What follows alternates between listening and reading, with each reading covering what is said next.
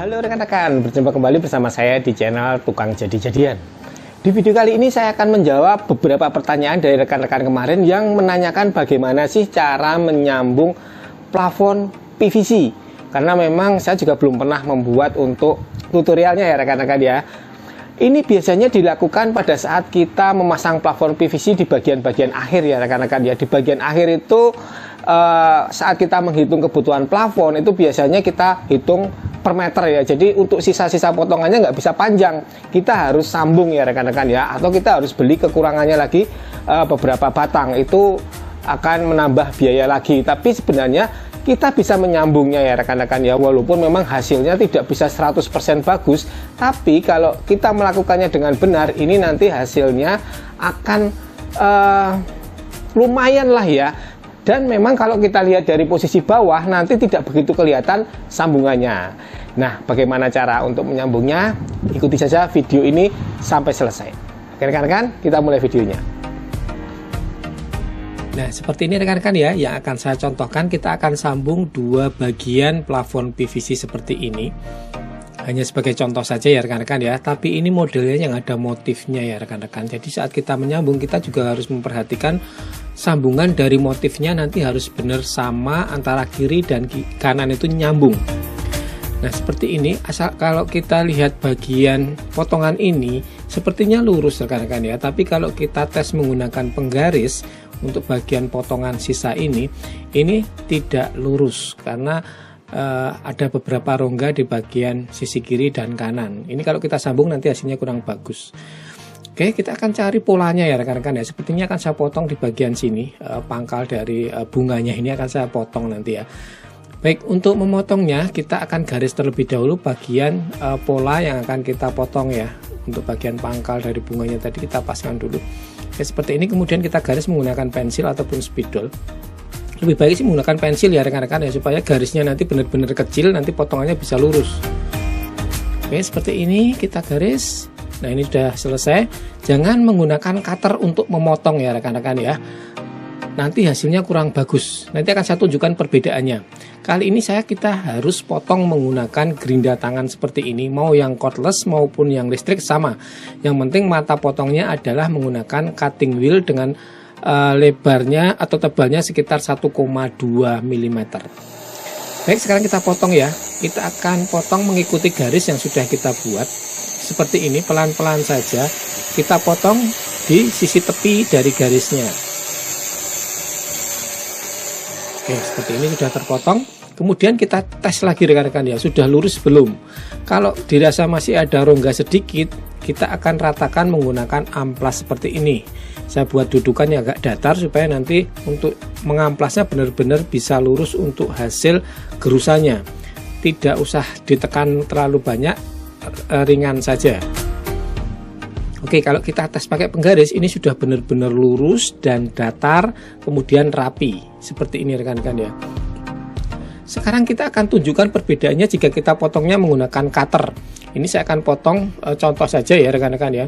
Biasanya memotong plafon PVC seperti ini menggunakan cutter digunakan untuk pemotongan samping atau di tepi sehingga tidak terlihat, walaupun potongannya kurang bagus tapi kan tidak terlihat karena tertutup oleh list plafon. Oke, kita patahkan. Nah seperti ini hasil potongannya rekan-rekan ya, tidak rapi. Dan bagian tengahnya itu akan melengkung ke bagian bawah, melengkung sedikit-sedikit. Ada juga yang parah untuk lengkungannya seperti ini. Kalau disambung nanti hasilnya kurang bagus.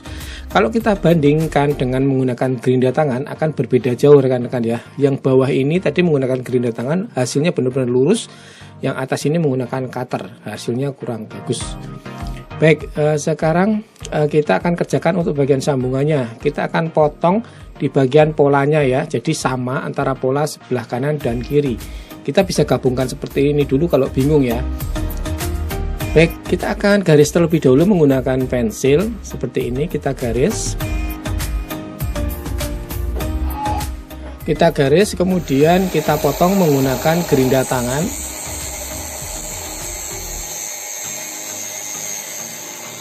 Pelan-pelan saja seperti tadi ya rekan-rekan ya proses pemotongannya.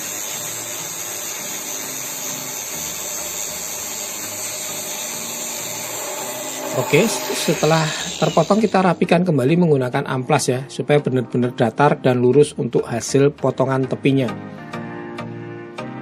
Oke, jika sudah selesai tinggal kita gabungkan rekan-rekan ya. Kita gabungkan seperti ini. Nah, ini polanya sudah tersambung dengan benar ya rekan-rekan ya. Antara sisi kiri dan kanan ini bisa nyambung dan rapi. Oke, supaya tidak geser kita akan menggunakan masking tape ya, atau solasi kertas seperti ini rekan-rekan ya, supaya tidak geser dulu untuk bagian sambungannya. Oke, kita kasih masking tape seperti ini untuk bagian sisi tepi kanannya, jadi nanti benar-benar tidak geser saat kita ngerjakan dari posisi sebaliknya. Oke, jika sudah kita kasih masking tape seperti ini, kita putar balik. Nah, kita akan sambung di bagian belakang sini ya rekan-rekan ya. Jadi sambungannya nanti di bagian belakang, bukan di depan. Kita kasih tatakan supaya benar-benar datar untuk sambungannya. Setelah itu kita akan gunakan potongan sisa seperti ini ya. Kita akan buat nyambung di bagian belakang di sini ya rekan-rekan ya. Seperti ini, jadi nanti kuat. Untuk nyambungnya saya menggunakan lem G ataupun lem Korea ya rekan-rekan ya. Seperti ini, lem cair. Sekarang tinggal kita lem saja ya, kita ukur posisinya dulu seperti ini, kemudian langsung kita aplikasikan lem di bagian bawahnya dulu seperti ini. Kita ratakan, agak banyak nggak apa-apa, semakin banyak akan semakin kuat. Setelah sudah kita kasih lem, kemudian tinggal kita pasang untuk penyambungnya di sini. Oke, kita tempelkan. Usahakan sisi tepi sini rekan-rekan ya, dan sisi sampingnya ini jaraknya dikasih sisa 2 cm supaya nanti tidak nyangkut saat kita pasang plafonnya. Kemudian kita tambah lagi lemnya di bagian tepi-tepi seperti ini supaya lebih kuat nanti untuk menyambungnya. Oke, seperti ini rekan-rekan ya. Sekarang tinggal kita tunggu kering terlebih dahulu untuk lemnya. Oke, saya rasa ini sudah kering ya. Sekarang kita balik untuk posisinya. Dan ini sudah kuat ya rekan-rekan ya, disambung dari belakang. Sekarang tinggal kita lepas untuk masking tape-nya. Oke, seperti ini rekan-rekan ya. Untuk hasil sambungannya, proses penyambungannya sudah selesai, hasilnya seperti ini. Kalau kita lihat ini sudah benar-benar lurus kanan kirinya, dan polanya juga sama. Kalau kita lihat secara detail dari kanan kiri juga tidak begitu terlihat untuk sambungannya. Tapi kalau kita zoom seperti ini rekan-rekan ya, garisnya masih kelihatan, cuma ini polanya, variasinya bisa nyambung antara kiri dan kanan. Berarti pas banget tadi saat memotong. Untuk bagian belakangnya seperti ini, dan ini sebagai pengunci atau sambungan yang kuat. Oke, seperti ini rekan-rekan ya. Untuk bagian depannya, kalau kita lihat sekilas dari bagian samping kanan kiri ini tidak terlihat untuk sambungannya. Ini masih terlihat karena dekat.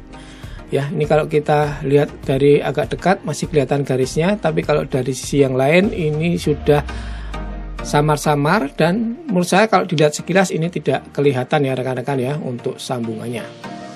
Apalagi kalau kita sudah pasang plafonnya di bagian atas, ini tidak kelihatan untuk garisnya sama sekali. Oke rekan-rekan, seperti ini tutorial kali ini, semoga bermanfaat buat rekan-rekan yang kemarin menanyakan bagaimana cara menyambung plafon PVC dengan rapi. Terima kasih buat rekan-rekan yang sudah menonton. Jangan lupa yang belum subscribe, diklik dulu tombol subscribe-nya. Yang suka dengan video ini silahkan klik like, yang tidak suka mau dislike juga tidak apa-apa. Sampai berjumpa di video selanjutnya dari channel Tukang Jadi-Jadian. Terima kasih dan tetap semangat.